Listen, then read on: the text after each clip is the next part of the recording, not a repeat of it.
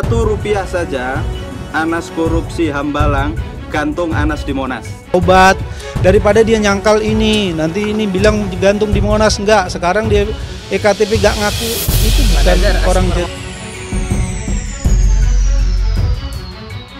bahwa yang bersangkutan HM telah berada di Indonesia .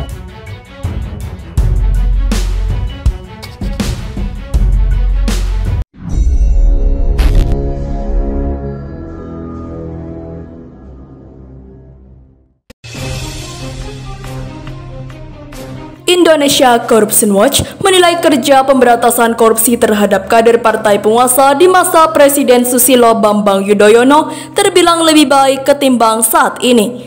Dia merujuk pada lemahnya KPK dalam mengusut kasus kader PDIP Harun Masiku. Peneliti IJW, Tama S. Langkun mengatakan Komisi Anti Rasuah bahkan tak berdaya. Berbeda ketika KPK era sebelumnya menjerat elit Partai Demokrat yang kala itu juga merupakan partai penguasa. Cerita KPK melawan rezim yang korup, pelaku korupsi yang mendasarkan dari penguasa bukan sekali dua kali. Zaman Pak SBY ada Partai Demokrat yang diproses, toh nggak ada masalah. Meskipun ada riak, kenapa sekarang begitu sulit? Kata Tama usai diskusi di kawasan Jakarta Selatan Jumat 7 Februari sore. Tama mengungkapkan pelemahan terlihat ketika tim penyidik gagal memasang KPK lain di kantor DPP PDIP. Hingga gagal menangkap Harun, ia berpendapat semua ini tak lepas dari sikap pimpinan KPK Jilid 5 era Firly Bahuri CS. Ini ada faktor pimpinan. Informasi-informasi yang disampaikan Dewan terkait belum adanya izin penyadapan, penggeledahan terkait dengan kasus tertentu. Itu kan bukti bahwa upaya pengejaran tidak dilakukan dengan maksimal, pungkasnya. Berbeda jika melihat kerja pemberantasan korupsi era pimpinan SBY. Dahulu, KPK dapat memproses petinggi-petinggi Partai Demokrat yang bersangkutan tidak pidana korupsi.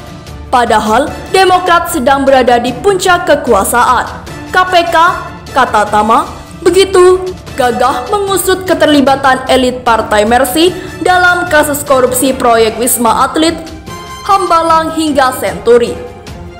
Beberapa elit Partai Demokrat yang divonis penjara akibat kasus korupsi antara lain seperti mantan Ketua Umum Anas Urbaningrum, mantan Bendahara Umum Muhammad Nazarudin, dan mantan juru bicara kepresidenan Andi Malarangeng. Kita sampaikan kalau kemudian kita punya pimpinan yang masih memiliki catatan dia tidak independen. Ada catatan sosial independensi, soal integritas. Ditambah lagi dengan undang-undang yang lemah itu akan menghancurkan KPK secara perlahan, tandasnya. Hingga saat ini, KPK belum mampu menangkap kader PDIP Harun Masiku yang telah ditetapkan tersangka pada 9 Januari. Lalu, memasukkan nama Harun sebagai buronan pada 29 Januari. Harun diduga terlibat kasus suap PAW anggota DPR fraksi PDIP, diduga bersama sejumlah orang menyuap KPU agar bisa menjadi anggota DPR menggantikan Nazarudin Kemas yang meninggal dunia. Sejauh ini, dalam kasus tersebut telah ada beberapa orang yang telah ditetapkan sebagai tersangka yang ditahan KPK. Mereka adalah ex-komisioner KPU Wahyu Setiawan, kader PDIP Agustiani Tio Fridelina. Atas dasar itu, Wahyu dan Agustiani sebagai penerima suap disangka melanggar pasal 12 ayat 1 huruf A atau B atau pasal 11 Undang-Undang Nomor 31 Tahun 1999 sebagaimana telah diubah dengan Undang-Undang Nomor 20 Tahun 2001 tentang pemberantasan tindak pidana korupsi Junto pasal 55 ayat 1 ke 1 KUHP. Sementara sebagai pemberi suap, Harun dan Saiful disangka melanggar pasal 5 ayat 1 huruf A atau B atau pasal 13 Undang-Undang Nomor 31 Tahun 1999 sebagaimana telah diubah dengan Undang-Undang Nomor 20 Tahun 2001 tentang pemberantasan tindak pidana korupsi Jangko pasal 55 ayat 1 ke 1 KUHP. Sejumlah lembaga merilis survei tentang kepercayaan publik kepada lembaga pemerintahan. Satu hal menarik perhatian ialah posisi Komisi Pemberantasan Korupsi yang terdepak dari 3 besar lembaga paling dipercaya masyarakat. Hasil survei Indobarometer yang dirilis pada Minggu 23 Februari 2020, misal Komisi Anti Rasuah dalam penelitian ini menempati posisi lembaga paling dipercaya dengan perolehan 81,8%, sementara yang tak percaya mencapai 13,9%, sisanya tidak menjawab. Di posisi pertama ada TNI yang memperoleh 94%, Presiden RI memperoleh 89,7% dan organisasi agama yang memperoleh 86,8%. Biasanya KPK selalu masuk 3 besar bersama TNI dan Presiden RI, kata Direktur Eksekutif Indobarometer Muhammad Kodari. Survei ini pun merekam pendapat masyarakat tentang Ketua KPK Firly Bahuri. Hasilnya ada 23,8% responden mengaku pernah mendengar nama Firly dan 61,1% mengaku puas atas kinerjanya dan 22,5% mengaku tidak puas atas kinerjanya mantan Kapolda Sumatera Selatan itu. Adapun angka 22,5% menjadi yang paling tinggi bila dibanding pimpinan lembaga penegak hukum lainnya. Sebanyak 13,3% mengaku tidak puas terhadap Kapolri Jenderal Polisi Idam Aziz dan 20,6% mengaku tidak puas terhadap Jaksa Agung ST Burhanuddin. Dari 22,5% responden yang mengaku tidak puas, 62,3% responden menilai kinerja Firly belum terlihat, 7,2% menilai Firly masih baru, dan 5,8% menilai ia memiliki kepentingan politik. Sisanya menilai Firly adalah politikus, berpihak pada golongan tertentu, dan kurang berwibawa.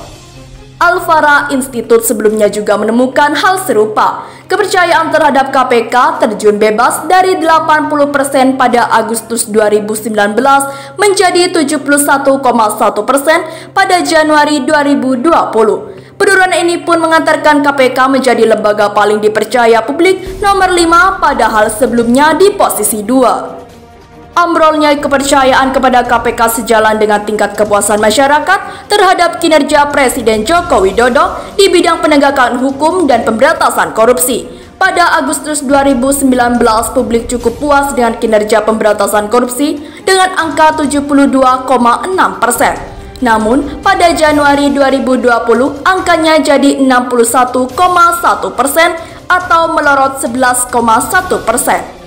Bila Agustus 2019 kepuasan publik terendah hanya diisi persoalan ekonomi, namun di tahun 2020 ini faktor penegakan hukum dan penegakan korupsi masuk dalam kategori tingkat kepuasan terendah, kata Direktur Al-Fala Institute Hasanuddin Ali lewat keterangan tertulis pada 12 Februari 2020.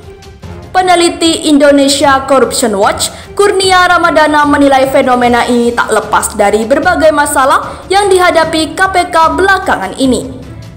Ia mencontohkan soal kegagalan KPK menggeledah kantor DPP PDIP saat operasi tangkap tangan dugaan suap terkait penetapan anggota DPR RI.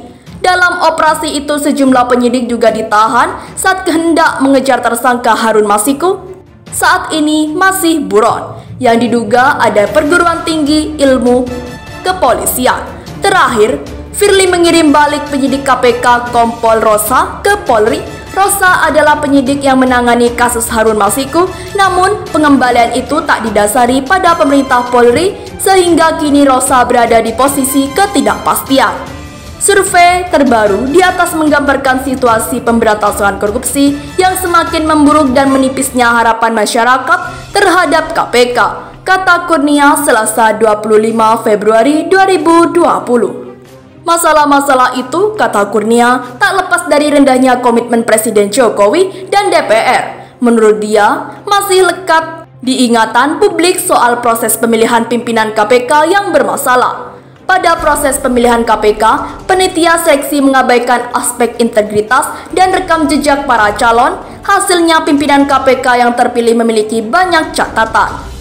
Firly Bahuri sendiri pernah menjadi Deputi Penindakan KPK. Ia disebut pernah bertemu Gubernur NTB Tuan Guru Bajang Zainul Majdi, padahal ia tengah diselidiki oleh KPK. Firly juga diketahui pernah bertemu pejabat KPK Bahrullah Akbar sebelum dia diperiksa sebagai saksi oleh penyidik KPK. Selain itu, Firly juga mengadakan pertemuan dengan pimpinan partai politik di sebuah hotel mewah di Jakarta pada 1 November 2018. Tak berhenti di sana, Presiden Jokowi dan DPR pun kompak mempreteli kewenangan komisi melalui revisi Undang-Undang Nomor 30 Tahun 2002 tentang KPK menjadi Undang-Undang Nomor 19 Tahun 2019. ICW mencatat setidaknya ada 15 poin pelemahan dalam UU KPK baru, mulai dari menggeser makna independensi KPK, pembentukan instrumen pengawasan yang keliru, kewenangan berlebihan dan Dewan Pengawas, penerbitan surat pemberitahuan penghentian penyidikan, sampai pada alih status pegawai KPK menjadi aparatur sipil negara. Ketua KPK Firly Bahuri sendiri menerima hasil survei tersebut. Firly mengatakan akan menjadikan hasil itu sebagai bahan evaluasi. Jadi, apapun hasilnya, kami terima, kami lakukan, kami evaluasi yang mana yang harus kurang, yang mana yang harus diperbaiki, kata Firly di gedung MPR DPR Senayan, Jakarta, Senin 24 Februari 2020.